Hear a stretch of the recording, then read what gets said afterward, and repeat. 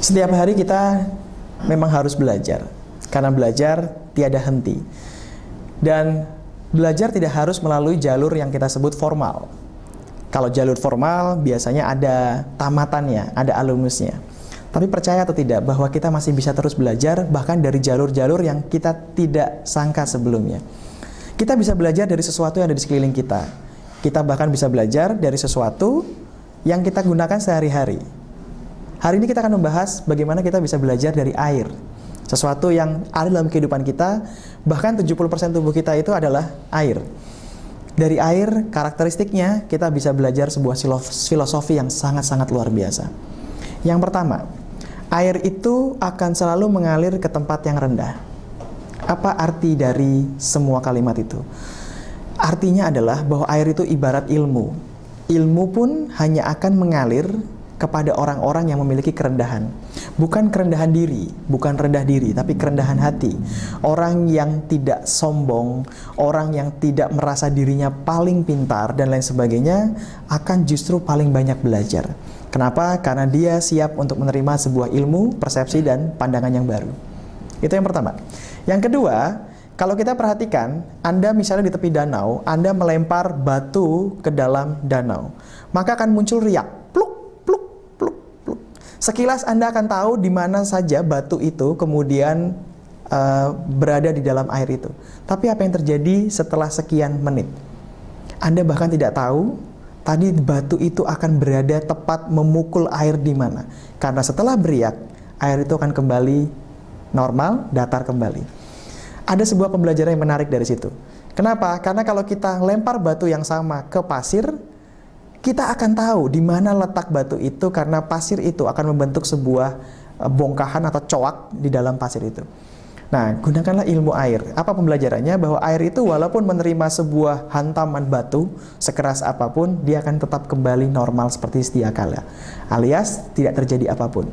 Manusia juga dalam kehidupannya seringkali menerima sebuah cacian, maki, zolim, hinaan dari siapapun, yang kalau kemudian itu malah membentuk coak dalam diri kita, kita akan terus merasakan sakit itu. Gunakanlah ilmu air, ikhlaslah dan maafkanlah. Dan kemudian dengan memaafkan kita akan melepaskan, tidak terjadi sesuatu, itu akan membantu kita justru lebih indah untuk melihat kehidupan ini. Yang ketiga, air itu akan selalu mengalir ke dalam wadah dan mengikuti bentuk dari wadah itu. Kalau kita tuang air ke dalam botol, air berubah menjadi bentuknya seperti botol. Kalau kita tuang air ke dalam gelas, maka air berubah bentuknya seperti gelas. Apa pembelajarannya? Air itu fleksibel. Maka kita sebaiknya fleksibel dalam kehidupan kita. Karena kita hidup tidak sendiri, kita hidup bersosialisasi. Kita hidup tidak dengan semua orang yang mengerti perasaan kita, pikiran kita. Kita pun harus mengerti perasaan dan pikiran orang lain. Itulah yang dimaksud dengan fleksibel. Kalau kita selalu bersikeras terhadap apa yang kita mau, kita selalu bersikeras terhadap apa yang kita rasakan, dan berharap orang lain yang mengerti kita, dan tidak ada fleksibilitas di sana, maka apa yang terjadi? Kita akan dijauhi banyak orang. Ingat bahwa kita hidup akan selalu berinteraksi dengan banyak orang, dan kita hidup membutuhkan banyak orang. Maka fleksibellah untuk kemudian juga melihat pikiran orang dan juga perasaan orang. Nah, yang berikutnya adalah kita masih bisa belajar dari air. Yang keempat, tanpa air kita kekeringan, kebanyakan air kita kebanjiran. Apa artinya? Dalam hidup ini semua harus imbang, semua ada takarannya. Kalau terlalu dan sesuatu yang berlebihan tentunya tidak baik. Kalau kita lihat misalnya air putih itu baik untuk kehidupan kita. Tapi kalau kita minum air terus-terus, kembung.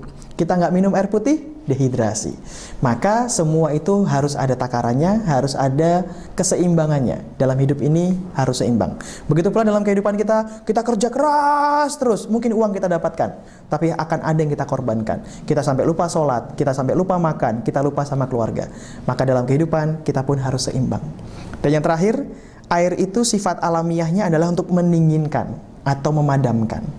Jadilah pribadi yang mendamaikan dan memadamkan amarah, bukan malah menyulut amarah. Maka jadilah air yang kehadirannya bisa digunakan untuk mendamaikan, memadamkan banyak orang di sekitar kita. Mudah-mudahan pembelajaran tentang air ini bisa memberikan manfaat yang terbaik bagi kita. Dan sekali lagi, kita akan selalu bisa belajar dari apapun, siapapun, dimanapun, dan kapanpun. Mudah-mudahan bermanfaat.